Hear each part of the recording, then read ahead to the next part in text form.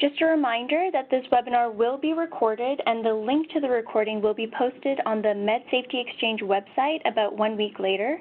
So we do have all the lines muted, but we encourage any questions or comments to be typed to us in the chat box or the question and answer box that's located right at the bottom of your webinar there, and then we can read them out loud at the end during the discussion period. So as a reminder, the purpose of this webinar is to bridge the silos in healthcare reporting and sharing and to provide a platform for all of us to share and learn from one another. And in this way, we can minimize the recurrence of medication incidents and optimize safety in all care sites. We did get some questions about this after the last webinar, so I just quickly want to clarify that the Med Safety Exchange is not accredited because we didn't want to specify certain healthcare professional groups and or provinces. So what we're doing is offering certificates of attendance so that you're able to submit it to your respective colleges or associations, and you can inquire about continuing education credits.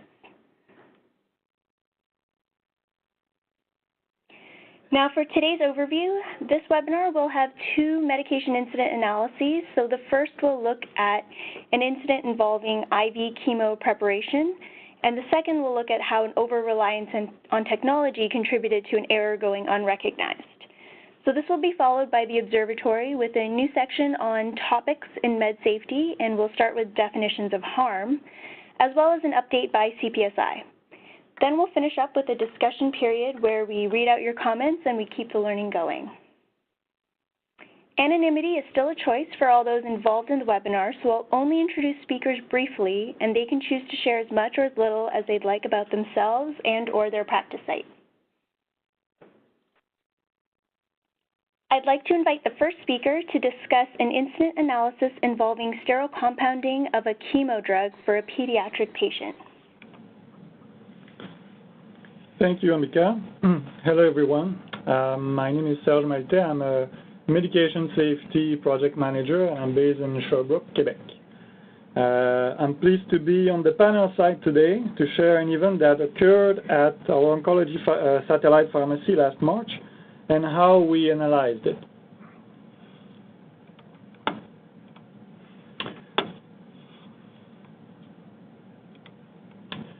So one of our pediatric patients was receiving administrations of interferon alpha-2b to treat a cystic craniopharyngioma at the dose of 3 million units 3 times a week, following a protocol developed by a team at the Toronto Sick Kids. Just before the event, the patient had received 2 weeks of treatment. For those of you less familiar with sterile compounding in oncology, here's a very brief overview of our processes. So medication shipments arrive on the right-hand side in a non-sterile area, are unpacked, cross-checked against the shipping record, and stored in the refrigerator or a ventilated cabinet by a support pharmacy technician.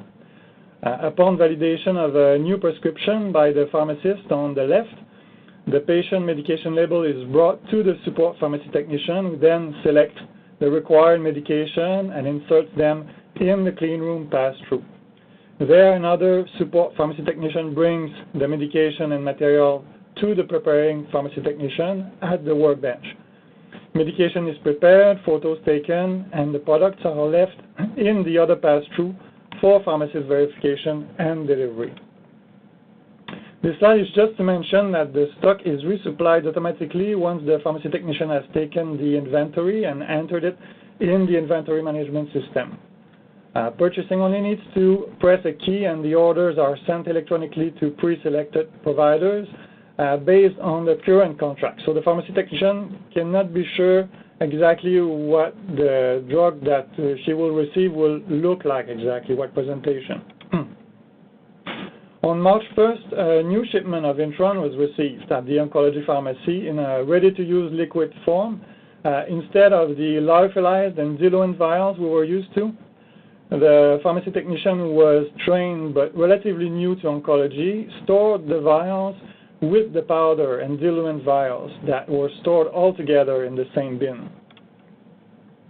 On the following Monday, March 5th, the parents came with their child to start his 3rd treatment week. During the preparation, the pharmacy technician in the non-sterile support room selected one vial containing the lyophilized product with a vial of liquid ready-to-use Intron, thinking she had selected the diluent provided by the manufacturer, and put them in the clean room pass-through shelf. The technicians in the clean room did not notice the error, and they used the ready-to-use Intron as diluent to reconstitute the lyophilized product. The final dose was then 6 million units instead of the prescribed 3 million. For intrathecal preparations, the production is interrupted at this stage for a live camera and audio verification in order to allow two pharmacists to detect any error and be able to correct them immediately, as at this point the physician is with the patient and awaits for the preparation to administer it. On screen they can see that the Intron vial has been reconstituted and that there is a syringe with a patient medication label affixed to it, and it containing 1 milliliter of fluid.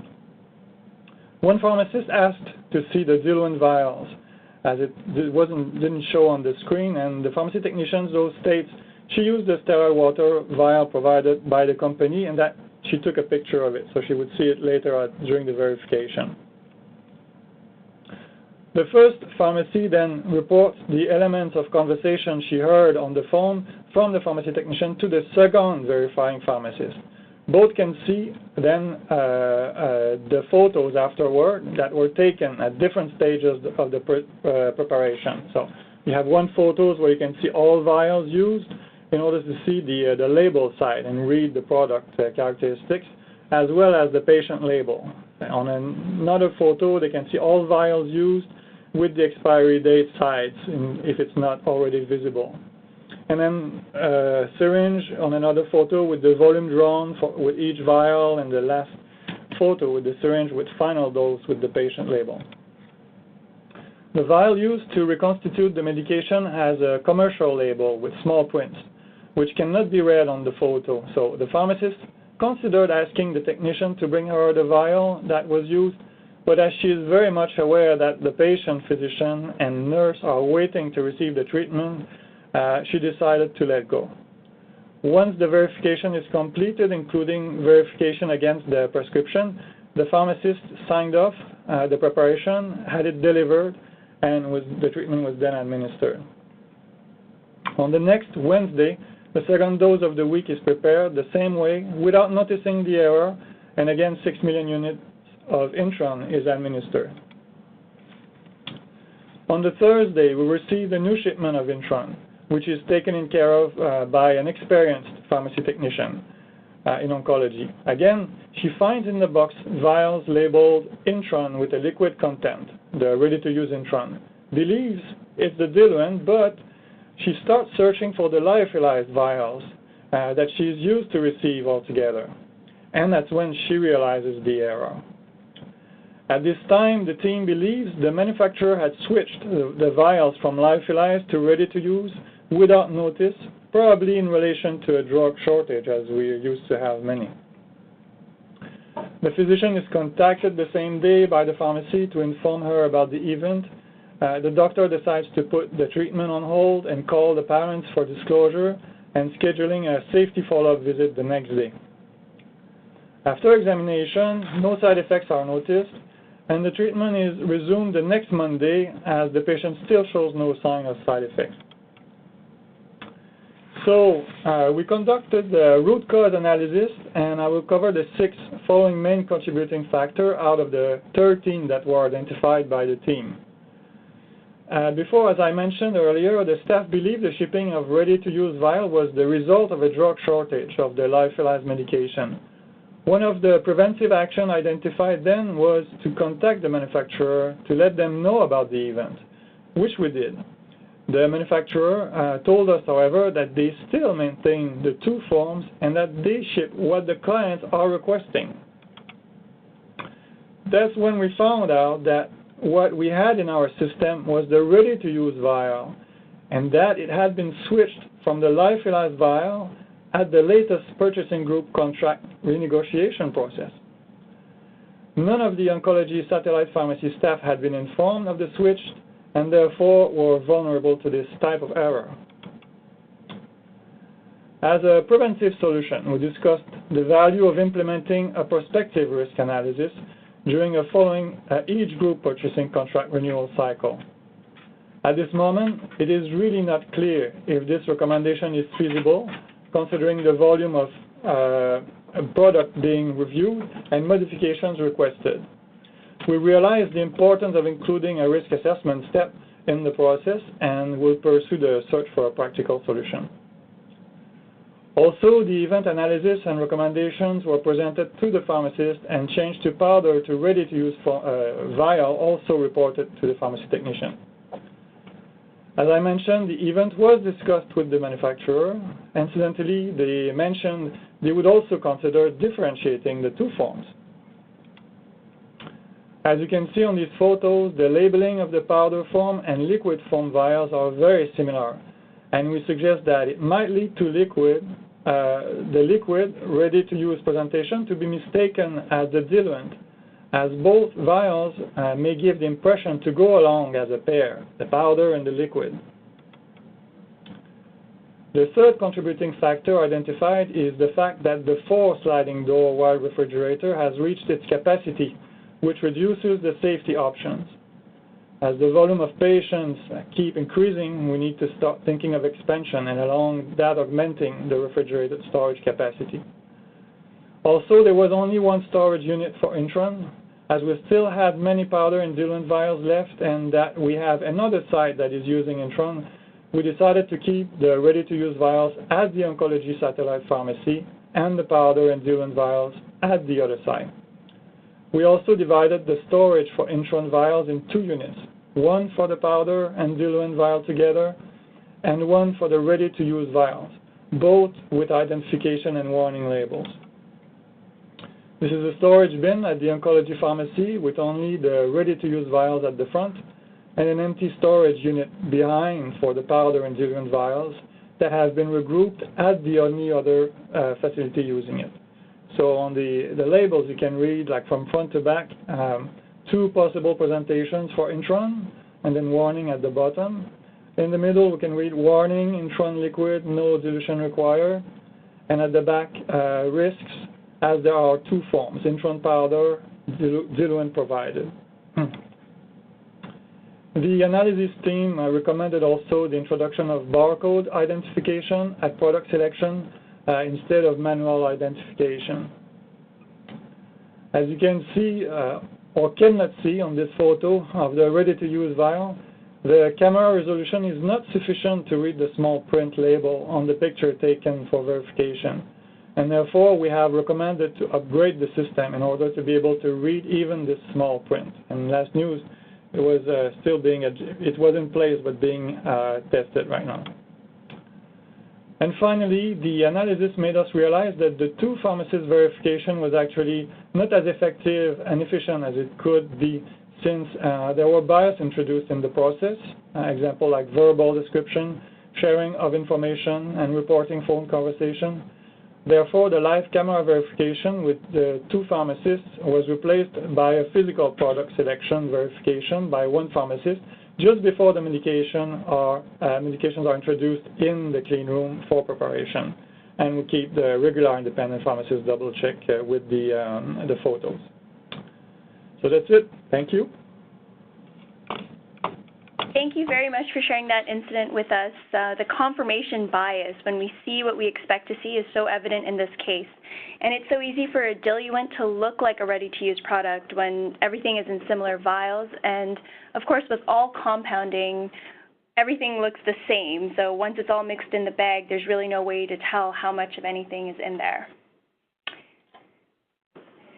So our second speaker is unfortunately unable to join us today, but since we discussed the case quite a bit while developing the slides, one of our PharmD students will represent the analysis team here at ISMP Canada and present the incident analysis about an error that was missed by multiple practitioners due to an over-reliance on technology.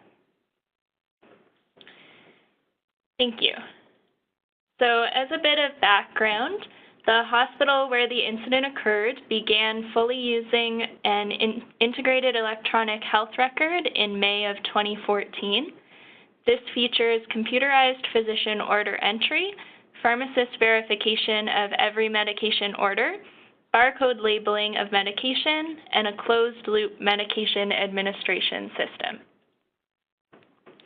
So what the hospital found after introducing electronic health records is that they've had various implications for medication safety.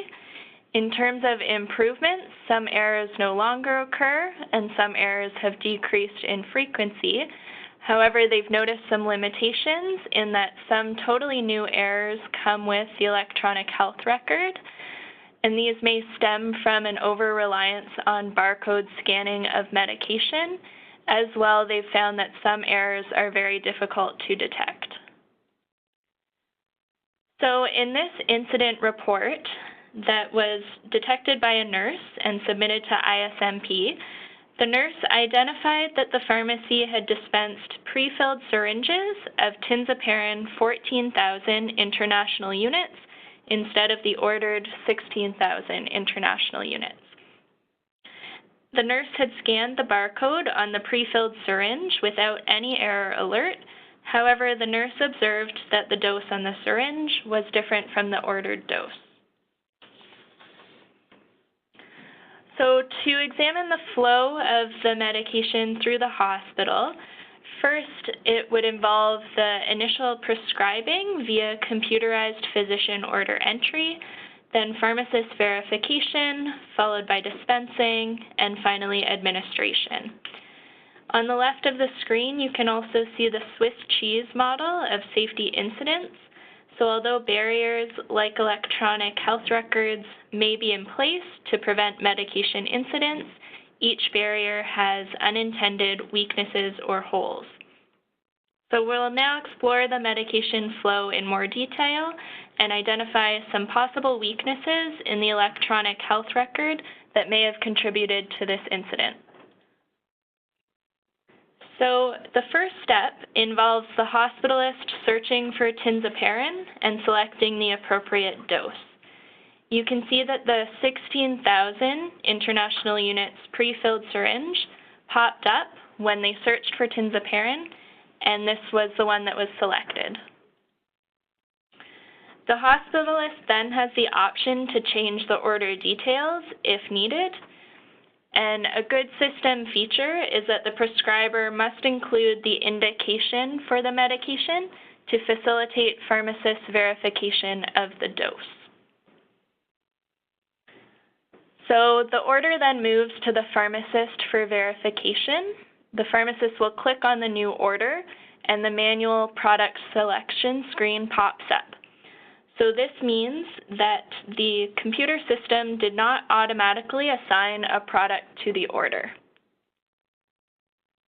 The pharmacist must manually select the product from a drop-down menu that matches the medication order. At this step, the pharmacist selected the 14,000 international units pre-filled syringe. You can see that the 14,000 is directly above the 16,000. That was the product that was indicated in the medication order. So the system then calculates automatically how many syringes would be needed per dose. So this worked out to be 1.14, and the system allowed the pharmacist to proceed. This fraction of a syringe was possible since the 14,000 international units pre-filled syringe was set as infinitely divisible. So the system allowed it to be applied to the 16,000 international units order. They note that the divisibility factor should be 0 for unit dose pre-filled syringes. So during dispensing, 7 pre-filled 14,000 unit syringes were dispensed to provide a 1-week supply. A second technician double-checked the order but did not catch the error. At administration, the nurse scanned the barcode on the 14,000 unit pre-filled syringe and did not get any alert that it was the wrong dose. so therefore the scan was believed to be successful. The result column on the electronic health record lit up yellow to alert the nurse that more information needs to be documented before the dose can be signed off. So the additional information required is a mandatory independent double check from a second nurse, and this is documented in the witnessed by field in the electronic health record. The site of administration also needs to be documented. It was after the independent double check that one of the nurses noticed that the dose on the pre-filled syringe was actually 14,000 international units. Once this discrepancy was voiced, the patient also noticed that the syringe color was different from what they were getting in the hospital that they were just transferred from. So the hospital identified several factors that may have contributed to the incident. These include over-reliance on barcode technology, whereby the correct product is assumed when the scan is successful with no pop-up alerts. They also identified that the system was incompletely set up. The system was not set to automatically assign the correct product to the medication order, and the system also coded the incorrect divisibility factor, allowing for a fraction of the pre-filled syringe on the label. Some learning points from this medication incident were that barcode scanning has its own limitations. In any technological process, there is a fallible human involved at some point, so opportunities for double checks should not be overlooked. As well, since the patient helped to recognize the medication error, we can see that the patient plays a critical role in medication safety as they are the last line of defense. From our contributing factors, we can see that electronic health systems should be designed to automatically assign a product to the order based on the specified dose and dosage form. This automatic assignment reduces the risk of human error at the pharmacist verification stage. And any type of back-end product assignment should be double-checked, and it's helpful if the information technology person doing these checks has a pharmacy background. The hospital is striving to introduce automatic product assignment, but they haven't implemented it yet. In response to the incident, the hospital has introduced a medication administration checklist for nurses. The checklist was designed to emphasize the importance of checking the MAR and verifying that the medication is correct before opening the medication scanning section. The checklist acts as a tool to help bridge the transition between a paper-based and electronic medication record and to remind nurses of what they need to be looking for. So that concludes this medication incident discussion. Great. Thank you so much for sharing that incident on behalf of the reporting site. I really like that comment. It's so important to remember that every technological process does have a human at some stage, so we really can't let ourselves get complacent. We'll now get into the observatory for some quick med safety updates. I'll ask Dr. Michael Hamilton from ISB Canada to begin a new segment on topics in med safety. And first up are definitions of harm. Thank you, Ambika, and thanks to everybody. This is a new segment called Topics in Medication Safety, and we plan this to be episodic and somewhat irregular, and we set it up to discuss various practices and theories and even controversies in medication use and medication safety. And given that we're only really limited to about 5 minutes, these are certainly going to be introductory in nature and will not cover the topic in depth, but are really presented to get you thinking and to spur conversation and reflection along all of our paths towards continuous improvement in safety. And we'll start the first episode with how we understand harm. And on the surface, you know, harm seems relatively straightforward, But as we'll see in the next few slides, how we define and how we interpret and how we assign harm can have significant implications on safety. And many organizations around the world have tried to define harm and set up numerous, quite inclusive definitions, and you'll recognize some of them as we scroll through the slides.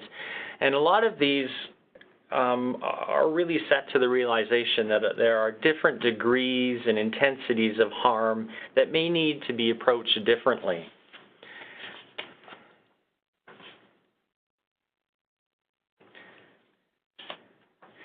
But there's also a very important distinction that's not always captured in some of these definitions, and that's the distinction between harm that's related or occurs due to the incident itself or due to the error, and we tend to call that incident harm, or the harm that's resultant once the rescue or recovery is completed, once things have settled down, or once the patient becomes stable, or even the harm that's residual at discharge. And these definitions are not really widely employed, but they're used often by our analysis teams here at ISMP Canada to really better understand where in the clinical course the harm occurred and how you assess severity as a reporter, as an organization, and the degree to which you've taken steps, or the report suggests that you've taken steps to mitigate any of the factors that related to the harm. And I'll really start off with here an example that's going to help illustrate, I think, the difference between the two. So this is a 55-year-old patient who receives hydromorphone intended for another patient. He's found in respiratory arrest, undergoes full resuscitative efforts, and spends the next 3 days intubated in the ICU in a medically induced hypothermic state. And I think most of us will, agree this is obvious harm, and it's most likely more towards the moderate to severe at the very least, depending on what sort of definition you use. And I'll give you as a second part the same case really, but I'll tell you a bit more about it. So this person is gradually allowed to warm up and wake up, and thankfully successfully extubated. Spends 3 more days on a general ward and discharged home with no perceptible deficit. So again, this is the same case, but it may be a bit more complicated to assess harm or the degree of harm. And in fact, to an outside observer, this patient may be perceived to have suffered really no ill event or no harm, as he or she is discharged in seemingly no worse condition than he or she was admitted. So again, the incident harm is related to the person found in respiratory arrest who undergoes all these efforts and ends up in the ICU. And this is the harm that's related to the incident itself, the wrong administration of hydromorphone. And the outcome harm, which, at the end of all this is discharged home in seemingly great shape. But it's critical to note, however, that outcome harm is really dependent upon many factors, including the underlying patient conditions, the degree of patient monitoring, and other treatments or risk factors. And critically, outcome harm is highly dependent upon luck, and that could be either good luck or bad luck, such as was a family member around to recognize a clinical change and alert staff, or if in the case of a wrong patient, what sort of medications your roommate's taking. And there's also no strong relationship between incident harm and outcome harm. The most severe and significant patient safety incident may result in a very mild or no outcome harm, and conversely, the smallest or most minimal error can amount to severe outcome harm. So patient safety incidents can have both incident harm and outcome harm and any combination of these harms. And in fact, the harm throughout this needs to be disentangled from the clinical course of any disease state that exists or any treatment that the patient's undergoing as a matter of course. But it's really, I think, important that we understand what harm we're addressing. And this has significance in common law. For tort law, actual harm must have come to the patient, so it might depend on whether you're looking at the harm related to the incident or the harm related to the outcome. And certain jurisdictions around this country and elsewhere have mandated reporting or investigation once harm reaches a certain level. So again, it may depend on whether you're looking at incident harm or outcome harm. In our organizations, there may be rules about what gets investigated, and this may be triggered by degree of harm. So a severe incident with only mild outcome harm may not get the attention it deserves. And personally, the way we feel about an incident we're involved in also depends on whether we look at incident or outcome harm. If everything turns out okay for the patient, we feel much better about ourselves irrespective of the severity of the error. So this is something we do try to understand here at ISMP Canada when we receive reports. We do try to characterize the type of harm arising. We do tend to favor the classification of harm based on incident harm. And so I hope this segment is giving you something to think about and talk about within your organization and with your leadership. It's important to understand what harm in the clinical course you're addressing, incident, outcome, some combination of these harms, and how that classification affects your approach to incidents, particularly if some of the infrastructure you've set in place recognizes a degree of harm necessary to start an investigation or to launch a project or to further follow up on any of these incidents. So again, I hope this gives you something to think about. And of course, we welcome any thoughts or feedback on this topic or any other topics. Great, thanks, Mike. It was a very interesting distinction, incident harm versus outcome harm. So I'll now ask CPSI to give us an update on their med safety initiative. Okay, so while we're sorting out these technical difficulties, we will jump right into some questions for some of our presenters. So if we receive any questions for the second presentation that we're not able to address, if they're very specific to the organization, we will be emailing it to our reporter. And I'll try to answer what I can, but if I can't, I will get in touch with the reporter and we'll email you the answers. So thanks, Ambika. I'll run the question-answer session. We'll start with case 2, which related to the pre-assigned products. Question, are there any downsides to pre-assigning products? And what sort of checks need to be in place? Because undoubtedly it is a human that has to assign the product. Yes, so okay, I think that's general enough. The idea that a fallible human is in place at some part of this would just make it part of the product assignment. So we do need to make sure that at that time of pre-assigning products, there is an independent double check, and ideally that that person has a clinical background as well. And I guess in terms of something that could go wrong, when there are product shortages or a change in supplier, that product assignment might not match what's actually available. So it's important to kind of keep those updated or keep those shortages, make sure everyone's aware of them. And our second question related to that case, this case also describes a problem with selecting the wrong product from drop-down boxes, which is something our organization sees regularly. Do you have any comments on this issue? So at ISMP Canada, we do see a common issue with having the drop-down menus and selecting the wrong item. Unfortunately, we don't have any strong recommendations or forcing functions to really help with that. But ideally, by automating the assignment, so having that product assignment be automatic from the computer's end, at least there's like one less drop-down selection. So in the case that was presented, there was, a selection from the prescriber, and there was also another manual selection by the pharmacist. So at least with automated assignment, we have one less drop-down selection, so one less, vulnerability in the system. And of course, we still always need those multiple checks in the system for accuracy. All right, and we'll move on to a few questions from case number 1 regarding the sterile compounding in the pre-mixed product. So first question is, do you know of any other products that are available as both a 2-part unmixed product or as well as a pre-mixed ready-to-use product? And indeed, what you've presented may have implications for other products as well. Yeah, actually, no.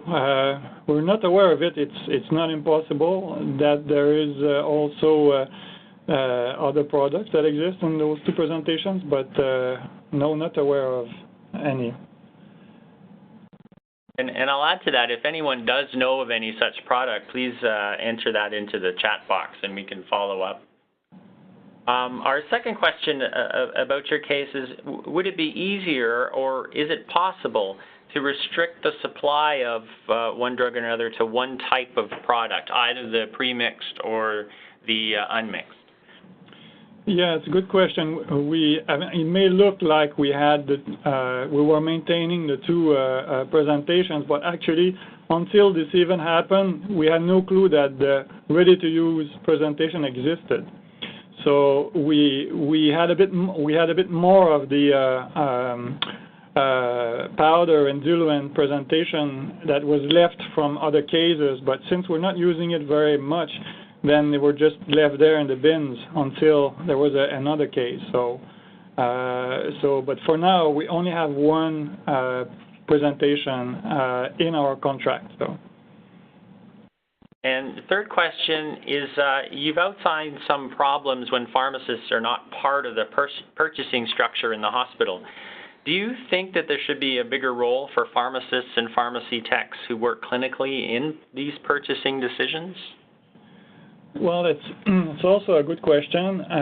In the process here, we actually have pharmacists involved.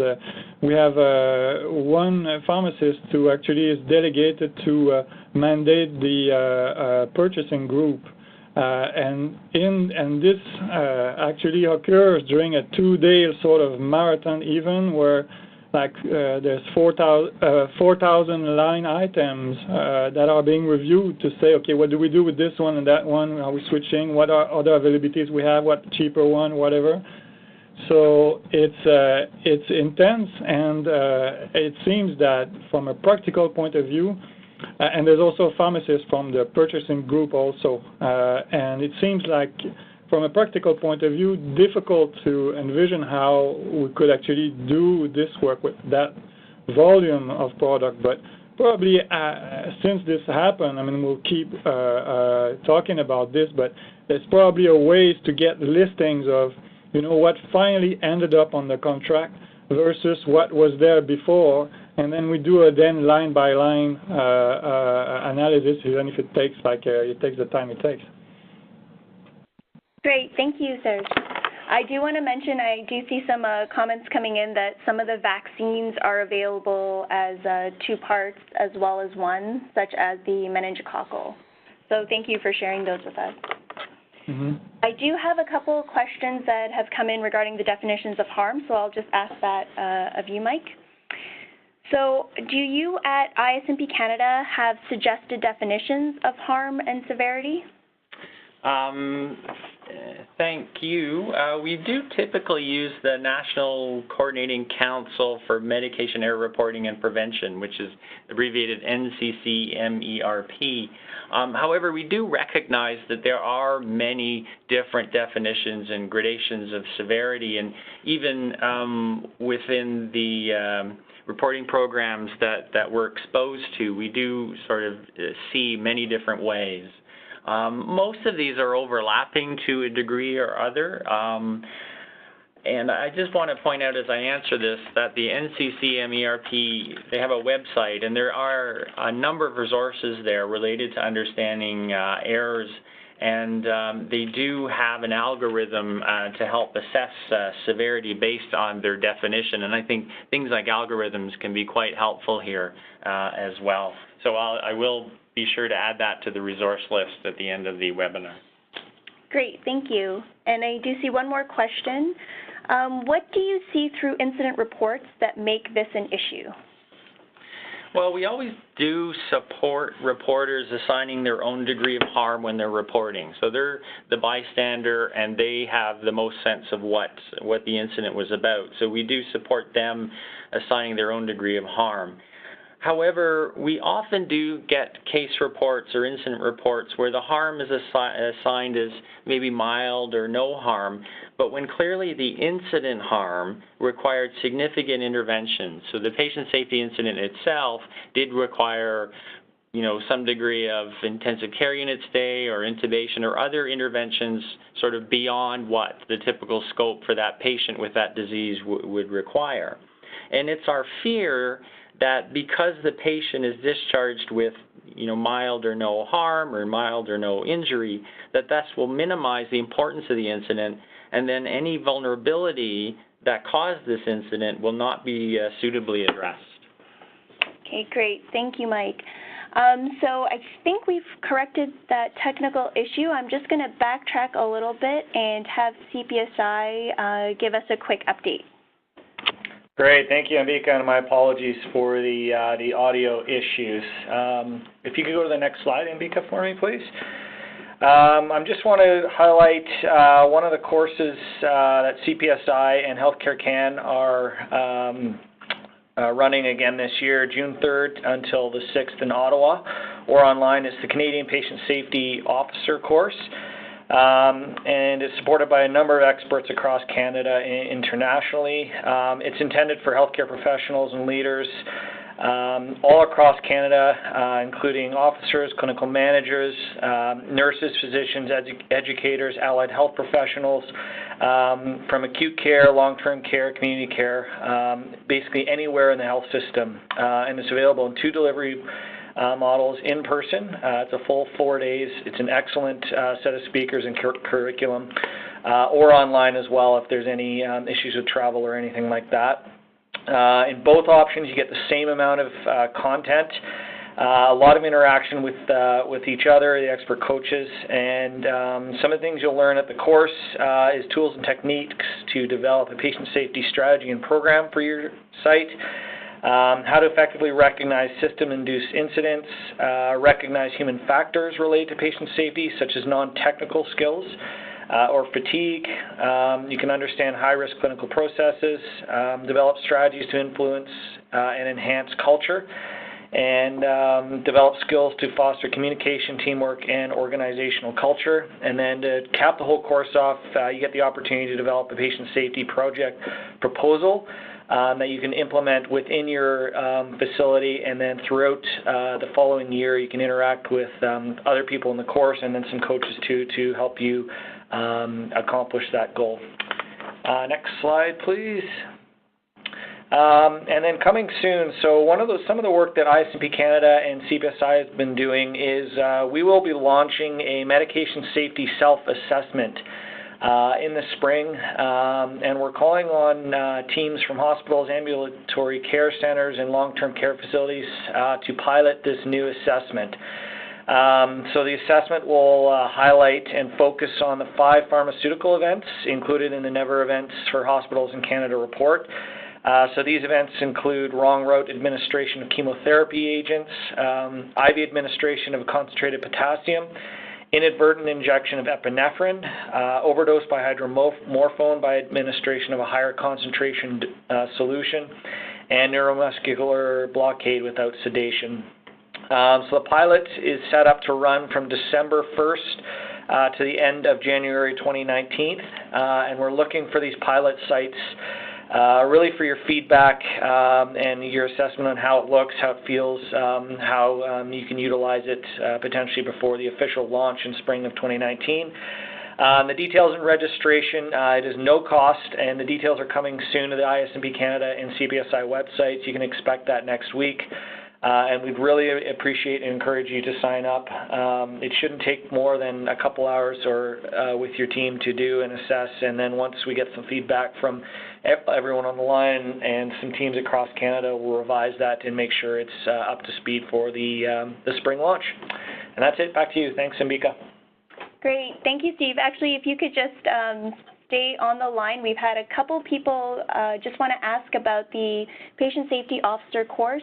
Is this last year's date, or is this a future date for 2019? That is 2019, so my apologies. That was a typo on my spot. Okay, perfect. Thank you for the clarification. Yep. Okay, so I think we've actually had a couple more questions come in, and since we have a few minutes, I think we're going to try to address them. This is for our first case and possibly for our second case as well. But I think it sort of fits in with the first case because it was an extensive review. And this says, hello, I have a question about closing the loop, which can be relevant to any case really or any safety initiative we undertake. And essentially it's to follow up with improvements based on the findings of the incident analysis. And can you, as a presenter, comment on the process that you undertook, the process of addressing the system issues, like spreading the learning beyond your own site? And was this an efficient process of change? What sort of barriers did you have in changing this? And were there any delays? And was there any bureaucracy to overcome? So any thoughts along those lines would be appreciated. Yes, thank you for the question. Actually, there were some of the improvements or preventive solutions that were technical that we addressed fairly quickly, like the camera issue, for example, although it takes a long time before it gets fixed. But others, for example, like in terms of spreading the learning, we also spoke with we have 7 acute care hospitals, so we contacted all those 2 other sites that also do chemotherapy and checked with them whether they had Intron and were using it, so to tell them about what had happened. And none of those 2 actually had used it for a long time. Although this is fairly local, so and there's more people involved with that could actually be vulnerable to this type of error. And discussing this question a few minutes ago with one of my colleague pharmacists here, we identified actually ways to spread this risk to a larger level. Like there's a regional group of oncology pharmacists who meets from every 4 times a year, and they are going to bring this issue to this group, who then hopefully will also bring it to the provincial at the provincial level. So I think yes, there's also an issue of sometimes the process, the improvement can, like for example, the group contract process is sort of heavy and something I don't know very well. So I think this might take some time just to share this event with this group, and that's my intention, and see actually how far it can go and how much we can actually take this into consideration in the negotiation process. Excellent. Thank you, Serge. So I do want to thank our speakers for the excellent learning shared today, and of course our participants for your questions and participation and engagement. So we do want everyone to be part of the Med Safety Exchange, so whether it's an incident analysis or a Med Safety initiative, please email us to share the learning. And please don't forget to fill out the poll that's available, or the same questions will be asked in an email to those who registered, so whichever is most convenient for you. And again, the link to the recording of this webinar will be available on the Med Safety Exchange website next week, along with any resources provided by the presenters. So those resources will be linked right beside the title of the presentation in the outline. And I've also had a couple questions about receiving some of these presentations. So if you would like a PDF of the PowerPoint, please email us with that request, and I will send it back to you. And the registration for the next webinar on Wednesday, January 23rd is now open, so you can head over to the website to sign up. I hope you all have a wonderful holiday season, and we'll see you in 2 months. Bye for now.